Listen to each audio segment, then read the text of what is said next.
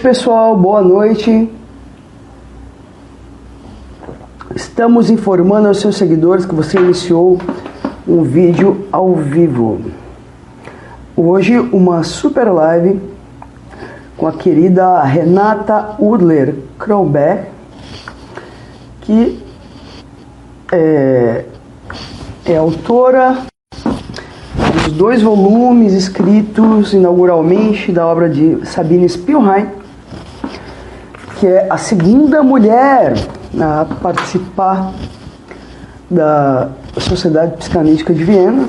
Primeiramente, Elisabeth Hilfedig, que tem uma obra publicada sobre o amor materno. Eu vou enviar o convite para Renata. Pessoal, ela tá sem fone, tá? Então, se porventura o som estiver ruim e ela tá em viagem, não tem como conseguir fone, viu? Então a gente tenta fazer um ajuste hoje, ou a gente, enfim, vê o que faz. Tá bem, pessoal?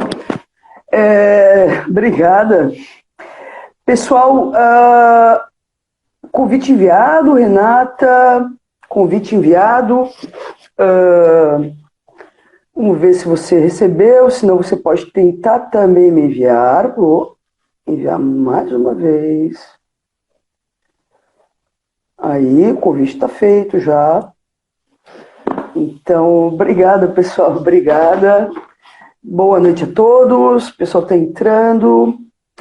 Pessoal, eu vou contando algumas particularidades. Eu estava tanto essas mudanças de tempo, pessoal, que não ficou meio gripado, né?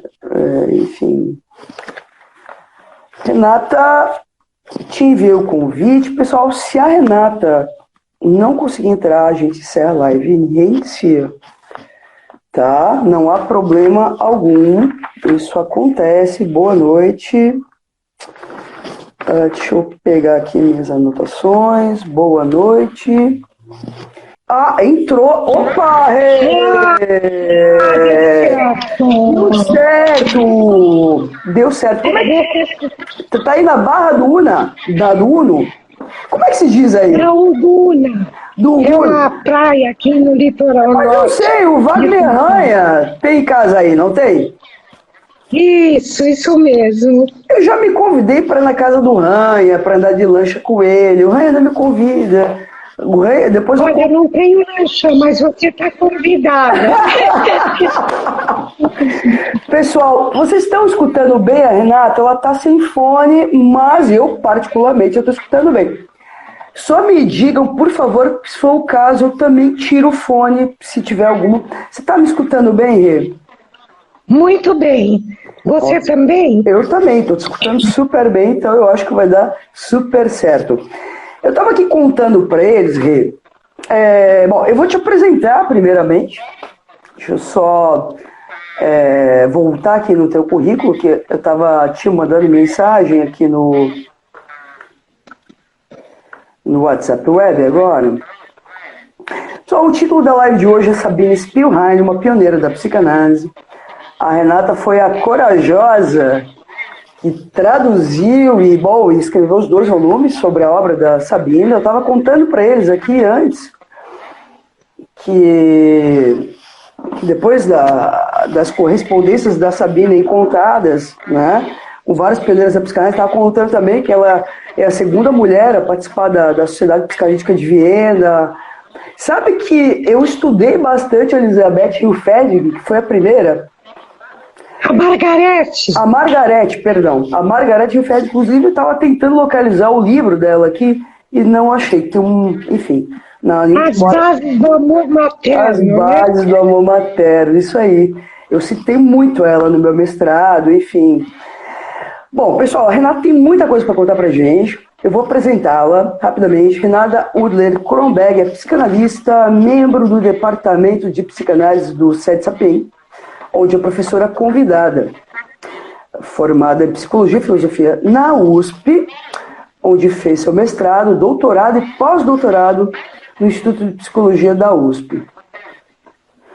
é professora convidada do curso de Teoria Psicanalítica da PUC, do COGEA da PUC, membro do GBP Sedoferense, autora dos livros Paranoia, Cena Incestuosa, Abuso e Violência Sexual, e agora, né, Sabine Spielrein, uma pioneira da psicanálise, obras completas, volume 1 e volume 2. O volume 2 está sendo lançado hoje aqui nessa live.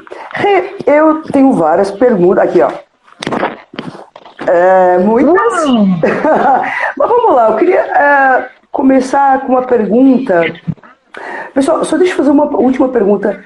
Eu estou escutando um eco da minha própria voz. É do meu fone ou isso aparece aí para vocês? Por favor, rapidamente. A mim, não. Então, tá bom, vamos lá. Como é que começou o teu interesse pela Sabine Spielrein? Em primeiro lugar, Michele, é uma honra para mim estar aqui com você nesse lançamento informal, né? Não pela editora, mas é a primeira vez que eu vou falar numa live, né? Sobre o volume 2. Aliás, é a primeira vez que eu participo de uma live. Ainda bem que é com a sua simpatia e o seu desejo que me animou. É uma honra, então, para mim, estar aqui conversando com você e com todos os seus fãs, seguidores, que são muitos, né? Então, o meu interesse pela Sabine começou de um jeito muito curioso. Mais ou menos, quando eu comecei a minha formação, eu tinha meus 30 e poucos, então faz bastante tempo que essa história de Sabine Spielrein já tem uns 40 anos. Né? Ela veio vindo cada vez numa etapa. E começou com um romance que eu li, um best-seller do Irving Wallace, Um Mundo Transparente. Nesse livro ele fazia uma espécie de junção das pacientes do Jung e tinha lá uma que me perturbou enormemente, tanto que isso foi digamos assim, o desencadeante da minha procura de análise no início da minha formação. Que eu lembro de ter falado desse livro na minha primeira sessão de análise. Mas tu lembra o que te inquietou dessa paciente? Era uma história complexa, com abuso sexual, com apaixonamento. Agora, que interessante, né? Isso marcou tua trajetória, né? Tanto que tem livros publicados sobre isso. Você vê como as coisas começam, né? Renata, pessoal, a Renata tá no desafio hoje, ela tá com problema na corda vocal. A gente ia fazer live antes, ela assim, Michele, deixa eu fazer uma terapia de fono para ver se melhora. Eu tô fazendo fonoaudiologia. Assim, tô com uma paralisia da corda vocal direita idiopática. Pode ter sido a vacina, pode ter sido vírus de gripe, enfim. Mas vai passar. Vai. Bom, então o que aconteceu? Aí, e quando foi o ano de 86, 87, saiu no Brasil o livro do Aldo Carotenuto. Foi até antes, 84, por aí. E eu li, então, o Diário de uma Secreta Assimetria, que é a primeira vez, veja, no Brasil, eles tinham saído na Europa em 1977. Então, não demorou tanto assim, saiu no Brasil e eu li. E eu falei, olha, essa é aquela paciente do Jung. Mentira, porque anos depois eu fui reler o romance e não tinha nada a ver. Mas no meu imaginário ficou conectado. Aí eu fiquei interessada quando eu fui do conselho fundador da revista Percurso. E nos primeiros tempos não chegavam tantos artigos assim, como hoje em dia, né? Claro. Mas aí chegou um artigo que nem foi aceito. Depois eu tentei achar o autor, não achei, que era sobre pulsão de morte. E tinha uma frase que era assim: quando Sabine Spielrein saiu do espelho de Freud, Freud viu a própria sombra. Uhum. Eu tinha estudado, além do princípio do prazer, a pulsão de morte, eu já estava começando a dar aula no curso de psicanálise. Aquela frase me impactou. A minha mãe ia para... E aí ele dava uma bibliografia, que era entre Jung e Freud, que saiu na França, que era um livro que tinha o livro do Carotenuto, mas tinha também os artigos dela, que eu nunca tinha lido. Claro. Alguns artigos, uns 3 artigos, em francês. Aí a minha mãe me trouxe o livro e eu li pela primeira vez a Destruição como Origem do Devir. A primeira vez que eu li, eu pensei, ou ela é louca, que foi difícil de entender, ou ela antecipou Freud em 9 anos. Sim. Aí a segunda vez que eu li, aí eu já tinha certeza que ela tinha antecipado Freud. Agora, deixa eu só, eu acho que é importante situar um pouquinho, eu gostaria que tu fizesse isso, mas assim, tem muitas curiosidades na própria história da Sabine Spielrein. Né? Ela era russa, né? Vai ser internada em Genebra, no hospital psiquiátrico em Zurique, perdão. Em Zurique, né? Porque depois tem a história com o Piaget. Depois, lá em Genebra, lembra? Isso. Né? Isso. Então, mas eu acho que conta um pouquinho da história da Sabine Spielrein, para situar para quem está escutando a live a importância dela na própria história da psicanálise. Sim. Então, a importância dela na história da psicanálise, então eu vou fazer que nem a Sabina, o devir. Eu vou falar do momento que ela devém psicanalista e vou voltar para trás. Tá bom? Sim, porque eu acho que situar a história dela, porque ela começa como paciente do Jung. Nesse sentido. Então, eu acho que conta um pouco a história dela, eu acho que é importante isso. Linearmente. Eu tenho mania de ficar fazendo no posterior. Eu acho que é importante para quem está escutando a gente. Sim. Então, a Sabine Spielrein é uma russa de Rostov-le-Don, filha de uma família judia, né? O pai dela era entomólogo, né, que se fala, estudava os bichos, né? Mas a profissão principal dele, ele era um comerciante e construtor de navios, trabalhava ali porque Rostov-le-Don fica à beira do Mar Negro, né? E ela era mais velha de 4 irmãos, sendo que a irmã caçula dela, meu lápis é bonito, porque de fato acho que devia ser uma espécie de filha, porque quando a irmã dela morre de tifo, quando a Sabina tem por volta dos 15 anos, a Sabina fica muito mal. Claro. Ela era mais velha, tem 3 irmãos, e aí, além disso, ela era uma excelente aluna, ela estudava numa escola. E falava várias línguas também, né? Falava várias línguas, e cirílico, e russo, e latim. E ela estudou, imagina, aos 5 anos, ela foi mandada para a família em Varsóvia para estudar e estudou numa espécie de ensino que foi uma espécie de avant-garde do jardim de infância, né? Bom, só para mostrar que ela era super exigida na família, um pai muito depressivo, mas que queria dar o melhor para os filhos em termos de educação. E uma mãe que era dentista, mas não chegou a trabalhar como dentista. Logo foi criar os filhos. Olha, até porque na época existia uma resistência contra a inserção da mulher profissionalmente, né? Grande, né? Inclusive dentro do próprio movimento psicanalítico. Assim, mas aí nós estamos assim, por volta Desculpa, gente, eu vou ter que ter esses Não há problema. intervalos. Não há problema. E aí a gente está aí ainda falando da mãe dela, por volta de 1900, né, assim. E aí a Sabina, quando se formou, ela tirou medalha de ouro, a nota mais alta.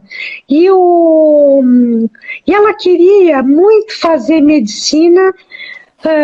O avô dela, que era um rabino, ele abençoou o desejo dela, mas ela entrou numa crise que foi entendida, que hoje em dia nós entenderíamos como uma crise adolescente. Tá, deixa eu te fazer uma pergunta nesse ponto, que é uma das primeiras perguntas que eu me fiz ontem de madrugada. Eu estava lendo a história da Sabina Spielrein. Vamos lá, uma pergunta que toca um pouco em trajetórias próximas, obviamente em épocas diferentes. Porque assim, a Sabina Spielrein, não existe um consenso, a literatura traz como se ela fosse esquizofrênica de um lado, outros como se ela fosse histérica, né? E tu está trazendo como se fosse uma crise adolescente. Alguém que passou uma história muito parecida, mas na França, foi a Camille Claudel. Né? E sabe que lendo ontem um pouco sobre ela, eu lembrei também da Virginia Woolf. Obviamente que numa época bem depois, né? Mas assim, eu queria discutir um pouco sobre, assim, né? Quer dizer, e mais, depois a Sabina fica muito conhecida por ter tido um caso com Jung. E de alguma maneira a sua produção e a sua obra fica nas sombras, quer dizer, não reconhecida. Me fala um pouco, assim, como é que tu escuta essa lógica da época aí? Olha, é uma lógica, infelizmente, né, muitas vezes a literatura psicanalítica, ela, como se diz, ela oprime mais do que a coisa merecia, né? Quer dizer, a Sabina, ela teve realmente... Sabe, só te contar uma coisa, eu escrevi um poema essa madrugada, inspirado em tudo que eu li, por conta dessa lógica, muitas vezes, né, enquadrante da própria psicanálise. Isso. Percebe? Quer dizer que alguém se autoriza a falar de um paciente, mas a psicanálise não serve para a sua própria vida. Mas que porra é essa, Renata? Pois é. O que acontece? A literatura que se produziu depois do Aldo Carotenuto e o próprio Aldo Carotenuto, na psicanálise o Bruno Bettelheim e nos índios junguianos todos a consideram esquizofrênica, o que é uma loucura, porque ela teve uma crise. É uma loucura dessa consideração. Ela teve uma crise forte, seria, digamos, o Charles Melman chamaria talvez uma como é que ele fala, uma espécie de histeria parapsicose, um efeito psicótico de uma histeria. Nós poderíamos dizer uma forte crise adolescente. Claro. Porque durou 9 meses só. E ela nunca mais teve outra. Claro. Né? E teve uma trajetória insólita. Então, o que aconteceu? Fazer uma pergunta rápida. De que maneira tu achas, veja, porque ela viveu na pele uma internação psiquiátrica, né? Ela é tratada por de que maneira tu acha que essa experiência da vida dela acaba também tendo influência na obra que segue, né? Porque a obra, pessoal, para quem está escutando, a obra da Sabina Spielrein é incrível. Ainda bem que temos a Renata, que se debruçou sobre os 2 volumes acerca dela, mas que ficou muito esquecida na própria história da psicanálise. Mas que influência tu acha que teve aí na produção teórica dela? Não, acho que ela se tornou escritora, autora e psicanalista, se autorizou psicanalista quando ela liquidou a transferência amorosa ao Jung, que Freud chama de uma elegante liquidação. Numa carta que ele faz com ela. Então, a escrita dela, principalmente dos 2 primeiros artigos fundamentais, que é a tese de psiquiatria dela, sobre o conteúdo de um caso de esquizofrenia, publicado em 1911, né, junto com o Schreber, do Freud, e junto com a segunda parte do Transformações e Metamorfoses da Libido, do Jung, que esse título trocou, eu sempre atrapalho, e depois, em 1912, o grande texto dela, A Destruição como Origem do Devir, esses 2 textos ainda estão influenciados pelo Jung, de certa medida. O Jung psicanalista, porque Jung foi um grande psicanalista até 1913, né? E que foi o que foi conta para as a pessoas bucha de canhão. por que até 1913? Porque em 1913 se dá a ruptura entre Freud e Jung, por razões teóricas, mas também o caso Sabina Spielheim. Freud escreve para Sabina, querendo fazê-la demover do amor de transferência ainda, o resto de amor de transferência, ele diz, porque eu já me desfiz da minha relação com o teu herói ariano, que na sua brutalidade, e a minha decisão foi muito influenciada pelo que aconteceu com você. E o que aconteceu? Jung foi, a Sabina Spielheim foi o primeiro caso de psicanálise do Jung. Pessoal, para quem não sabe, o Jung... eu acho que situa um pouquinho Jung na história do movimento psicanalítico. É que tem muita gente leiga, que entra na live também, eu acho que é importante. Com certeza, vou situar que é importante, porque todo o meu trabalho, né, Michele, ele dar o histórico, o panorama, o ambiente, as razões históricas e institucionais para iluminar o que eu considero o mais importante, que é a obra dela. Então, o que acontece? Burghausen, onde Sabine Spielheim é internada, é uma clínica de vanguarda, porque é ali que se começou a estudar a psicose na universidade, os fenômenos psicóticos. E tem uma clínica médica ligada à universidade. Então, ela entrou no melhor lugar que ela podia entrar para se tratar. E ela foi... Bloiler pediu a Freud se o Jung podia tratar a Sabina com método analítico. Freud foi meio hesitante, mas permitiu. E Jung tratou Sabina com a psicanálise por 9 meses. Ela saiu e entrou direto na universidade. De medicina. Para estudar medicina. Isso. E começou a trabalhar junto com Jung. E um dos principais artífices do tratamento dela foi Bloiler, porque Bloiler fazia aquela clínica funcionar como uma comunidade terapêutica. Os médicos moravam lá, a Sabina assistia às reuniões de discussão dos pacientes. Deixa eu só te perguntar, eu gosto de fazer uma fofoca no meio do negócio.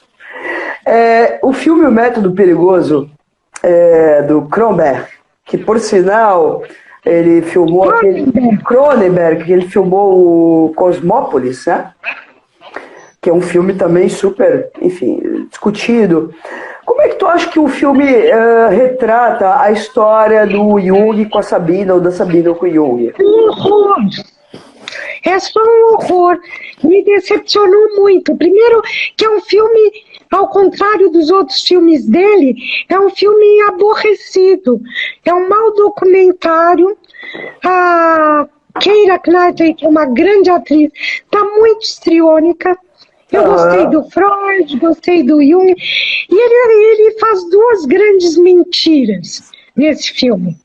Ele encena a relação amorosa que Sabina teve, segundo ela, depois que ela tinha acabado o tratamento. Para Jung não, mas para ela sim.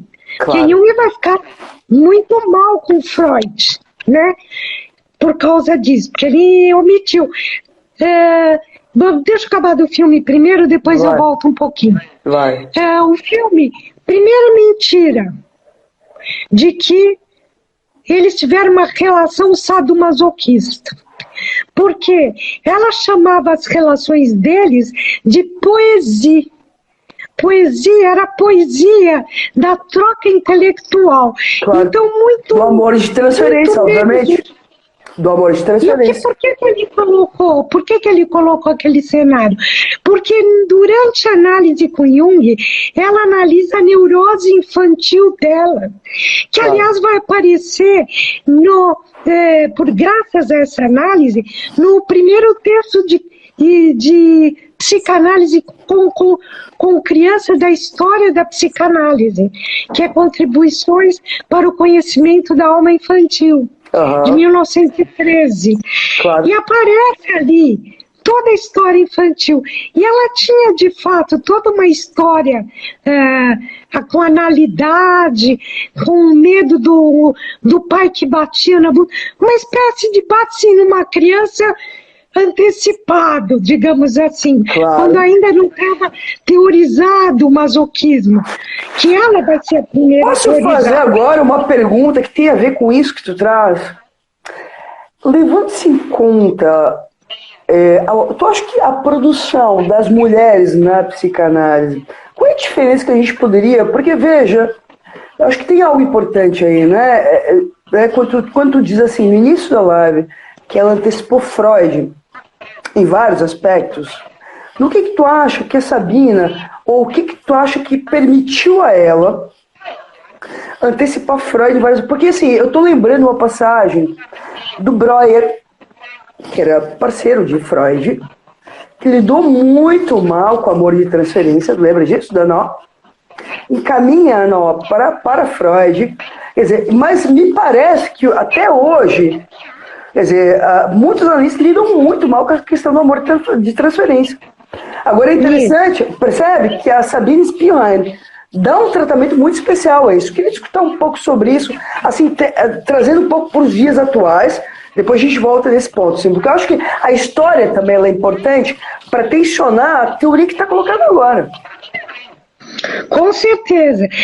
Por isso eu gosto que os livros da Sabina vão sair na coleção dirigida pelo Flávio Ferrar, que é a Psicanálise Contemporânea, porque eu acho ela extremamente contemporânea, né? Assim como agora está tendo interesse por outras psicanalistas de suas obras, como a Lu André Salomé, a Karen Horney, quer dizer, psicanalistas pouco faladas.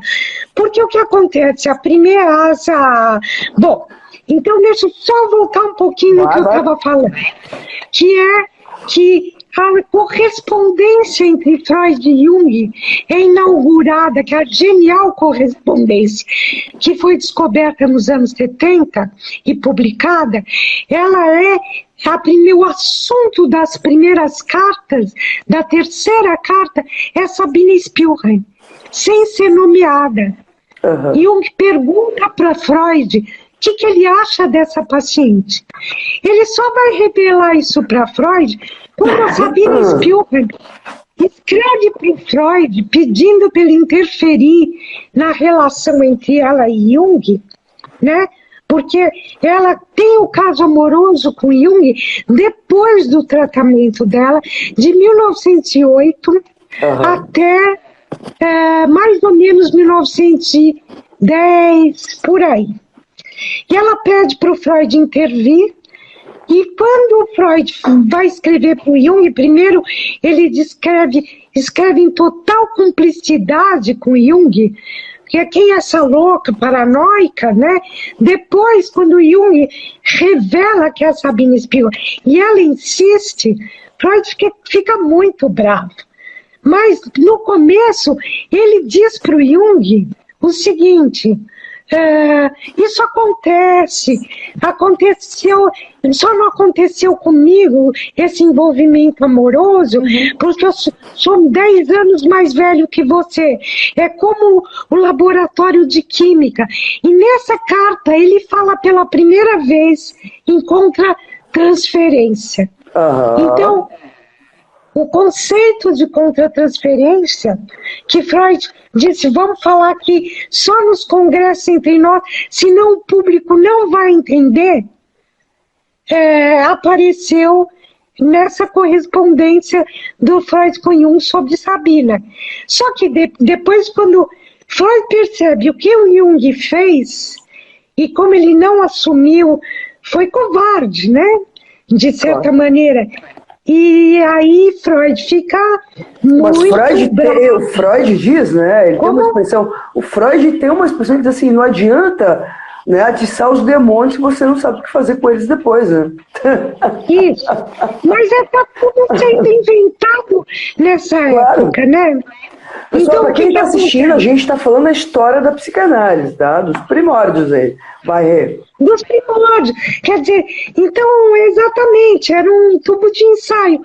Por ironia do destino, o primeiro lugar que se exige análise do analista vai ser em Zurique, quando Jung ainda era analista. Né? Olha que engraçado.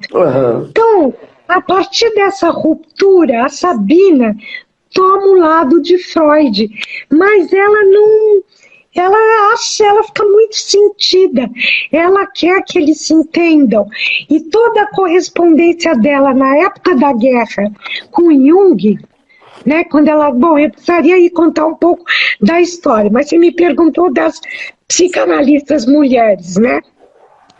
Eu acho que nós estamos num momento de boom, de renascimento, do interesse pela obra dessas psicanalistas, e não só ficar uma curiosidade, porque Sabina escreveu 34 artigos. Uau! Né? Para a época... Eu ainda tem mais 3 não conhecidos, não descobertos ainda, né? Dos quais 8 são absolutamente visionários e seminais. Você quer que eu fale agora? Mas só me conta o seguinte, por que tu acha que a obra dela fica, de alguma maneira, à sombra, e o que fica em evidência é o suposto caso que ela teve com o Jung? Pois é, porque parece que a gente gosta mais de revista caras, entendeu? Fofoca mesmo, né? Sim. Pois é. Por isso que eu acho assim, eu fiz toda uma análise disso no primeiro volume, né, da história clínica dela, dos diagnósticos errados e que são, digamos, colocaram no começo de novo sob suspeita a obra dela. E a obra dela é justamente só a primeira vez que usa a palavra esquizofrenia, é no texto dela. Antes mesmo que o inventor da palavra, Bleuler, usasse no mesmo ano no Manual das Esquizofrenias. Então, ela trabalha em Burghölzli, depois de formada, atendendo em análise uma paciente esquizofrênica. E ela quer mostrar, olha que pioneirismo, só existia 2 artigos sobre demência precoce, um do Jung e um do Abraham.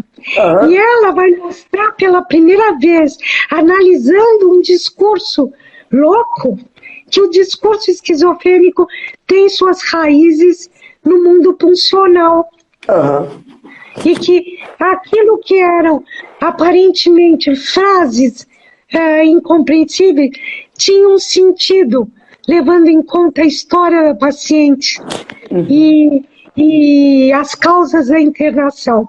Então, veja, e é a partir daí que ela se interessa pela pulsão de morte, pelo que ela chama primeiro de componente destrutivo da pulsão sexual.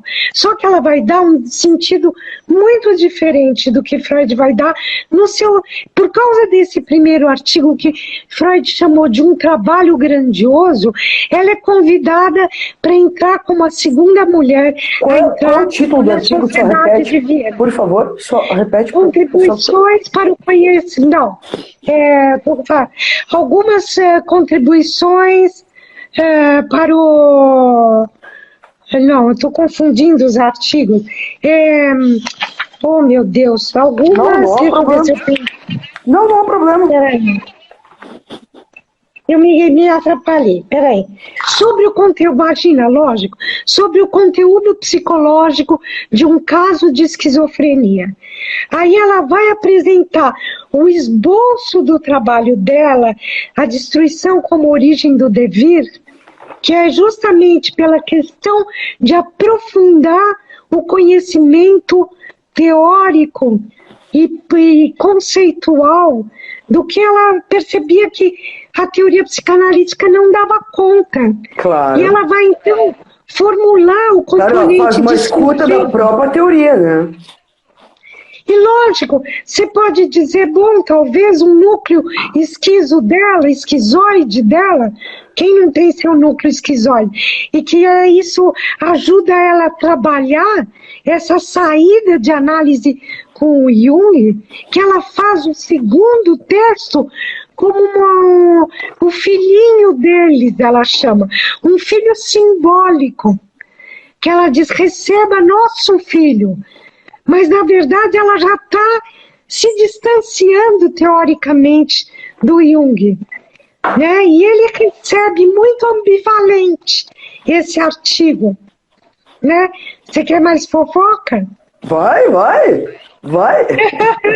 Não, ele recebe ambivalentemente.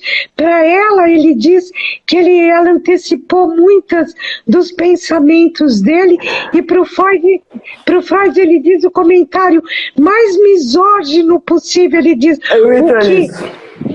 o que na frente é uma bela mulher, embaixo é um peixe podre. Deixa eu te falar eu queria retomar contigo e lembrar a resistência que os analistas da Sociedade Psicanalítica de Viena tiveram com a entrada da Sabine Spinrad, mas antes de tudo com a Margarete Fedger. Eu lembro que Mas com a Margarete.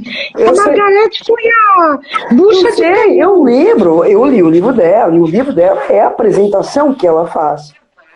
Eles ficaram completamente horrorizados quando ela diz que o amor materno não é instintivo e por aí vai, né? Mas assim, tem várias passagens misóginas dos próprios psicanalistas homens com as mulheres que passaram a compor aí o movimento psicanalítico. Queria discutir um pouco em relação a isso e mais, assim, de que maneira, né, a Sabina pode ser escutada ou não, né? Porque eu acho que também o que vai acontecer com a obra dela a posteriori, e o que fica, cara, ela deu buceta pra Jung, tipo, falando, percebe, dessa lógica bem grosseira. Quer dizer, é como se isso, que é um pouco o que acontece com as mulheres hoje, também ainda, né, Renata? Um pouco assim, queria discutir um pouco sobre isso, assim, né, porque eu acho que o teu trabalho, ele é de uma preciosidade, Renata, incrível. Que é quase como se tu tentasse recolocar a produção de uma grande psicanalista, de uma grande intelectual na mesa, e dizer assim, gente, vamos escutar essa mulher, porque na época ela não foi escutada. Eu estou lembrando do livro da Manoni, intitulado Elas Não Sabem o que Dizem. Durante muito tempo, as mulheres estiveram nessa condição. Elas não sabem o que dizem. Com você a palavra, Rê, vai. Olha, eu quero ser justa. Ela foi escutada, ela era super... Freud valorizava muito o trabalho dela. Mas, meu amor, eu tô falando na posteridade, o legado dela, entende? Na história. O Freud super levou em conta, Sabina. Super, correspondeu com ela, levou ela em conta, super. Né? E faltou tu falar depois da ruptura com o Jung, pro pessoal que tá escutando. Mas vai lá. Não, você veja, eu agora fiz um prefácio para o livro da Marina Bialy sobre a Lu André Salomé. Tá. É uma outra coisa, outra mulher que escreveu coisas incríveis, né? Porque, de alguma maneira, você veja, tanto a Sabina como a Hermine Cook-Helmuth, como a Lu André Salomé, escreveram sobre psicanálise com criança antes de Melanie Klein e Anna Freud, que, no entanto, são consideradas as pioneiras. Anna Freud, seguida de Melanie Klein. Ora, vai sair nesse livro uma supervisão por carta que Freud faz de um caso de criança da Lu André Salomé em 1917. E, no entanto, o livro dela não foi publicado, porque acharam uma linguagem rebuscada demais. E o trabalho dela é precioso com criança. E a Sabine Spielheim também, ela vai escrever sobre criança e vai analisar criança junto com a Hermine Cook-Helmuth. Para mim, ela é a primeira. Porque ela escreve em 1913. Não, mas já conta depois que ela cria um jardim de infância, por favor, né? Vamos contar um pouco pro pessoal, que a gente tem mais uns 20 minutos, mais ou menos, mas eu acho que trazer um pouco isso pro pessoal entendendo, sabe? Então, tem 3 momentos dela como psicanalista com criança. Esse primeiro artigo de psicanálise com criança, chamado Contribuições para o Conhecimento da Alma Infantil, e outros vários pequenos casos que ela conta de criança, porque Freud tinha pedido que os psicanalistas confirmassem as teorias da sexualidade infantil com os exemplos que eles tivessem. Então são pequenos escritos. Pessoal, só para compor com a Renata, lembrando a vocês que quando Freud escreve sobre 5 ensaios, né, sobre a sexualidade, ele escreve muito mais a partir da escuta das histéricas. Freud não atendeu criança, a não ser o caso Pequeno Hansa. Que ele não atendeu, né? Ele supervisionou o pai. Né? Por sinal, supervisionou ou fez uma escuta do pai? Porque eu acho que isso é uma questão também importante. Eu estou radicalmente em desacordo, porque eles... Ó, quando a gente fala supervisão, a gente está falando de um analista escutando um outro analista. O pai do Hans era pai do Hans, não era analista. Exatamente. Te amo, Renata. Que bom, que bom. Que já fui convocada a responder sobre uma celeuma assim. Então, mas o Jung escreve sobre a pequena Ana, a filha dele, no momento que ele está tendo caso com a Sabina. Eu e a Adela Stoppel de Geller escrevemos um artigo juntas, no número 10 da Percurso, porque num congresso nós descobrimos isso. Na mesa do Congresso. Aí nos pediram para escrever esse artigo, que a pequena Ana, quando estava desconfiada do pai, na ciumeira com o irmãozinho que tinha nascido, ela estava, na verdade, de alguma forma intuindo que o Jung estava mesmo tendo um caso com a Sabina Spielheim, com outra mulher. Né? Então a Sabina é a primeira que fala do caso dela e de 2 menininhos. Primeiro tempo. Segundo tempo, Sabina fica 5 anos sem mexer com psicanálise durante a guerra. Ela disse que queria fazer uma coisa útil. Ela estava muito decepcionada com a ruptura Jung-Freud e ela vai ser médica cirurgiã no hospital de cegos. E ela mora em Lausanne com a filhinha dela, Renatinha, né, como ela chama nos escritos.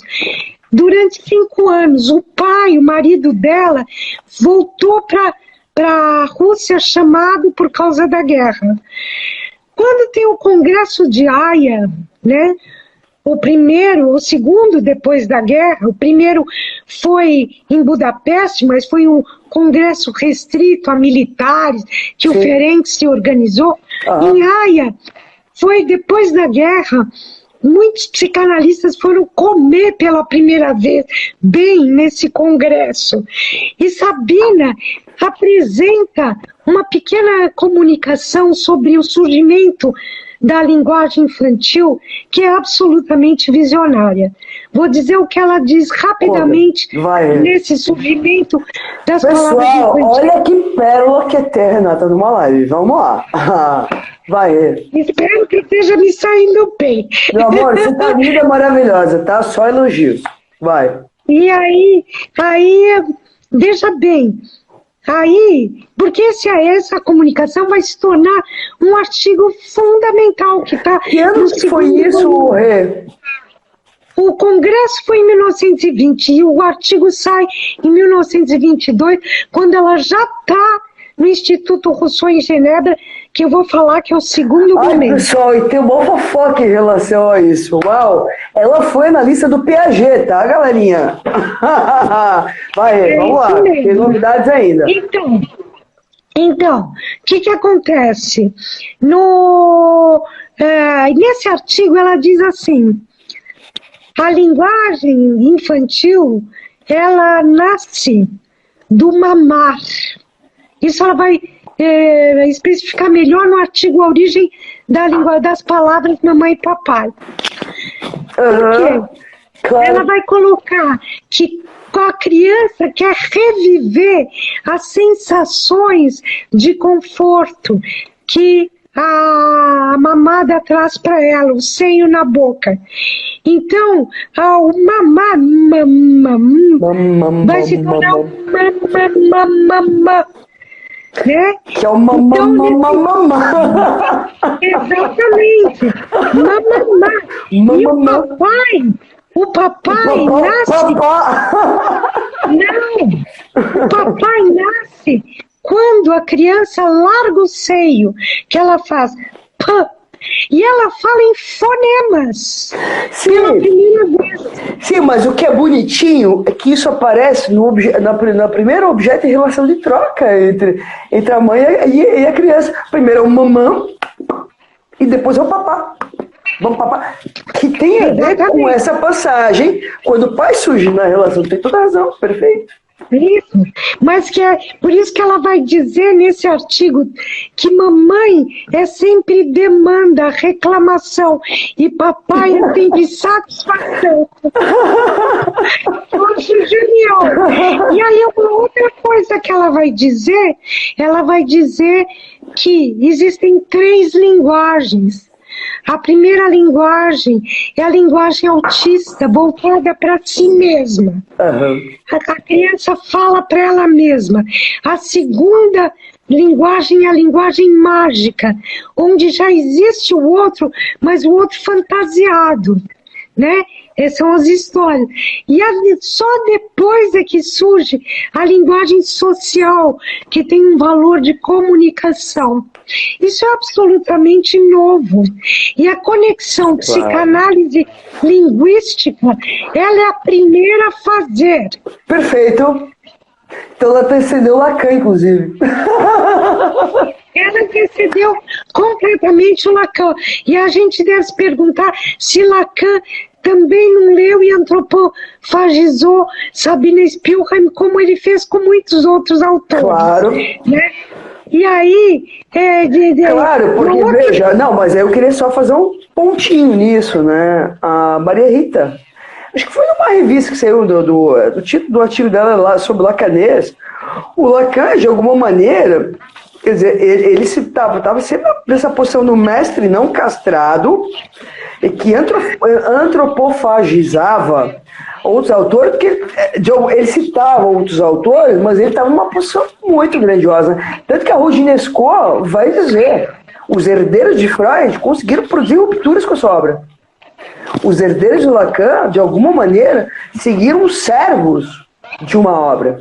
Percebe? Eu acho que isso não é sem efeitos na própria história da psicanálise. Então, mas um jeito bom de desdogmatizar, porque Lacan também foi genial, né? Não, mas é que calma aí. Eu acho que nisso, né, poder apontar de alguma maneira os furos dos nossos pioneiros é também ter uma teoria um pouco mais aspirada, um pouco mais intercambiável, porque eu acho que nisso, eu nunca me esqueço, uma vez eu escrevi um artigo numa revista de fora, eu acho que inglesa, e eu fiz uma crítica em relação ao Lacan, o artigo não foi aceito, por conta disso, porque isso é um dogma, né?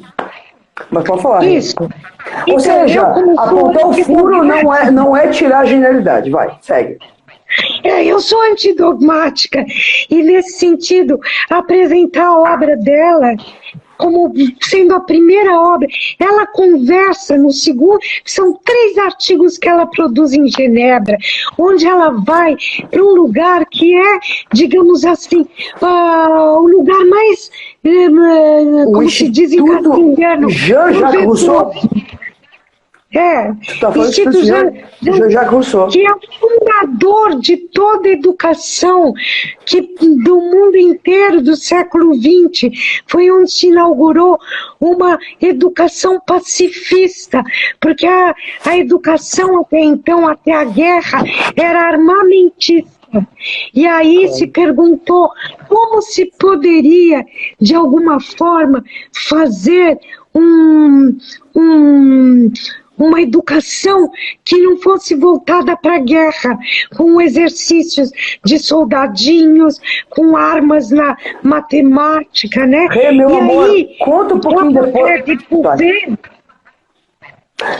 Só depois conta um pouquinho para os convidados, para o pessoal que está presente, como é que nasce o Instituto Jean-Jacques Rousseau e a relação da Sabina com o Piaget. A gente está se aproximando do final já, que eu acho que isso é importante. Então, isso. Aí a gente deixa para uma próxima live. Não, pessoal, eu falei para ela já. Pessoal, é tanta coisa que a Renata tem para falar que eu acho que tem no mínimo mais 2 lives pela frente. Então a próxima a gente vai agendar, eu vou combinar com ela quando for possível, mas mais em breve, né? Talvez se não pode na próxima semana, na outra, tá? Mas assim, a gente precisa fazer uma segunda porque é muito material, Rê. Que agora que eu perdi o medo da live, a gente pode marcar. Mas quem não perder medo de live comigo não perde nunca mais. Acho que não, Michele. Eu tô sentindo que é um bate-papo. Eu só tenho medo disso, de ter gente leiga, e eu não quero ficar falando uma coisa... Não, mas amor, segue. Não, tá super compreensível. Então, Sabina entrou no Instituto Rousseau junto com Piaget e ela foi para dar aula de psicanálise, para trabalhar na Maison de Gand e da Maison de Petit, que foram as primeiras matrizes de jardins de infância, né, que serviam também para psicologia experimental.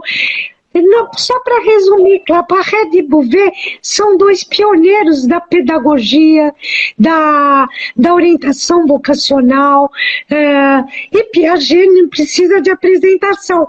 Ele era um jovenzinho e ele foi analisado pela Sabina durante 8 meses, em 1921, todos os dias às 8 da manhã. Ele contou isso para um jornalista na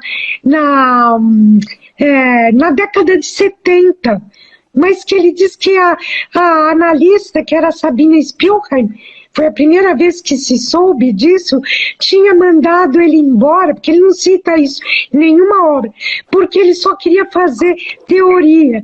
Né? E aí os 2 continuaram fazendo teoria, pesquisando, né?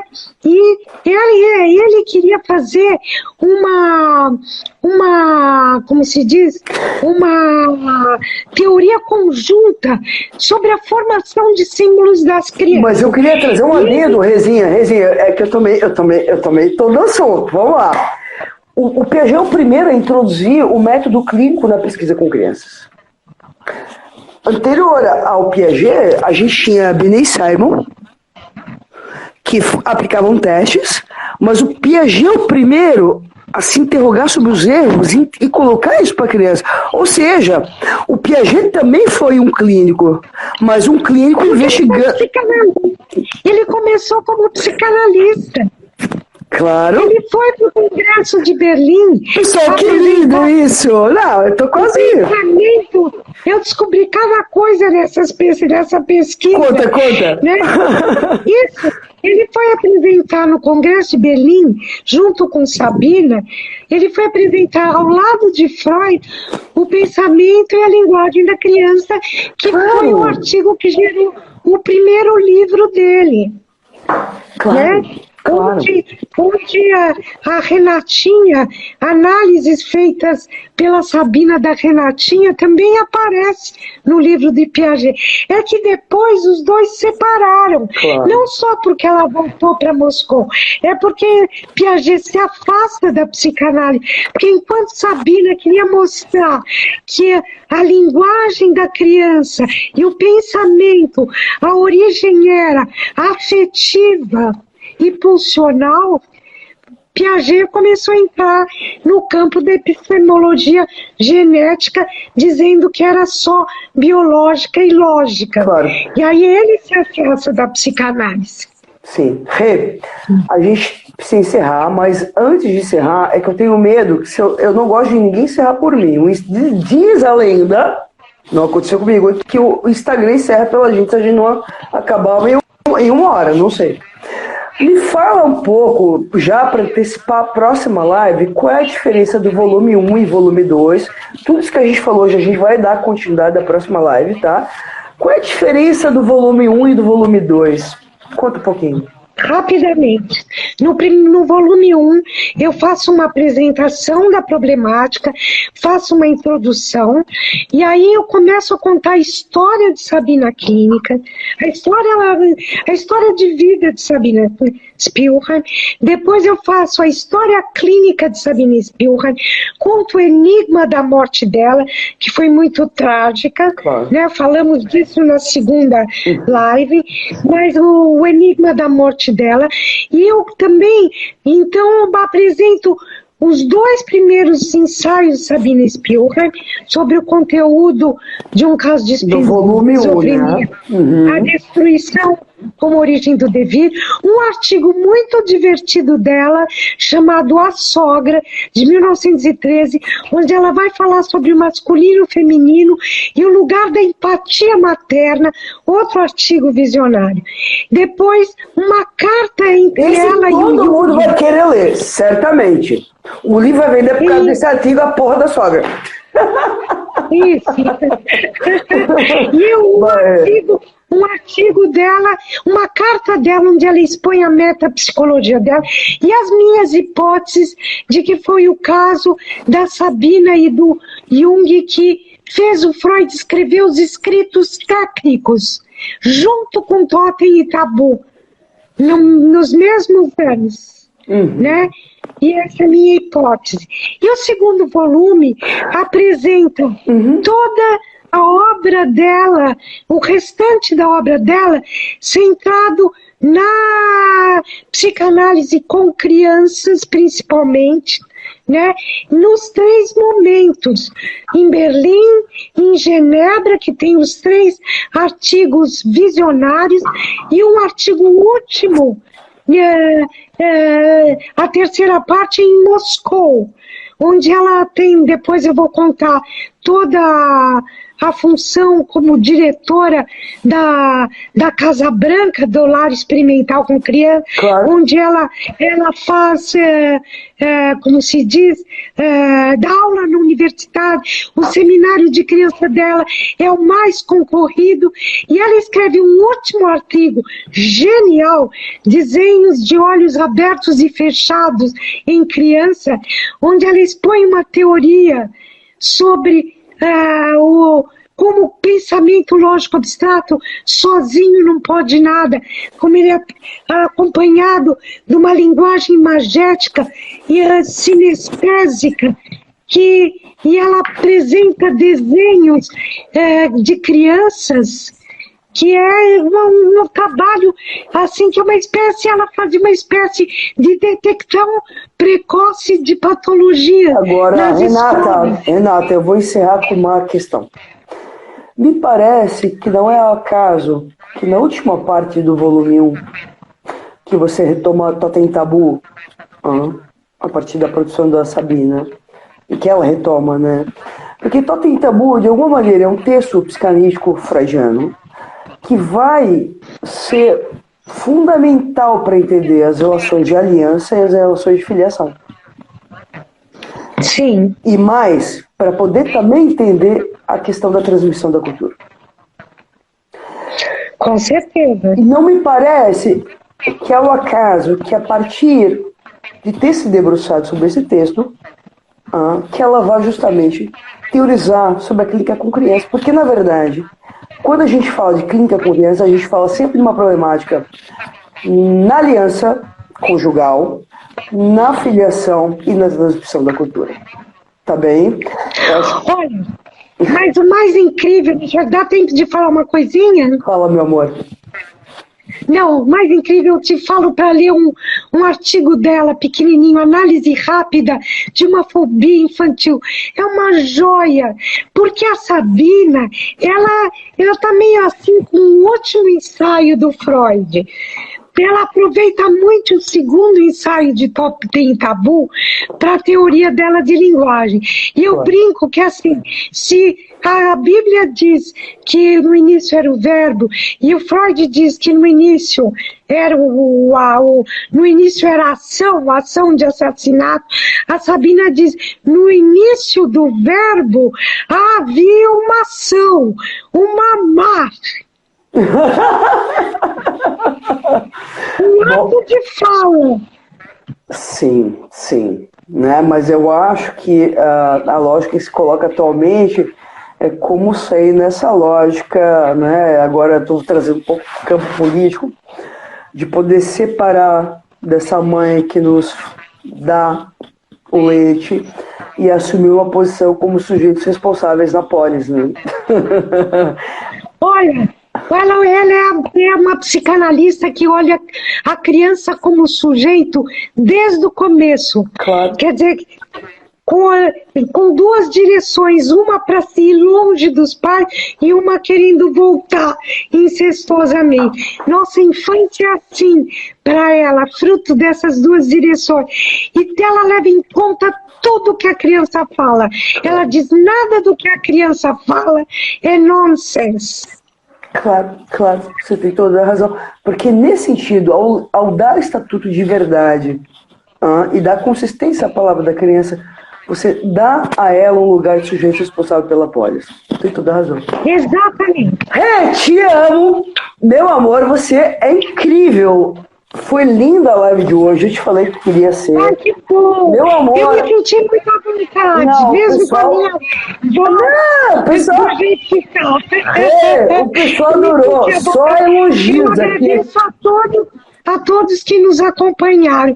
Espero que tenham gostado. Não, mas aí eu te chamo aqui no privado, depois pelo WhatsApp, pra gente agendar a próxima, não muito longe, tá? Para dar continuidade. Eu acho que é fundamental a gente poder aprofundar essa temática, tá bom?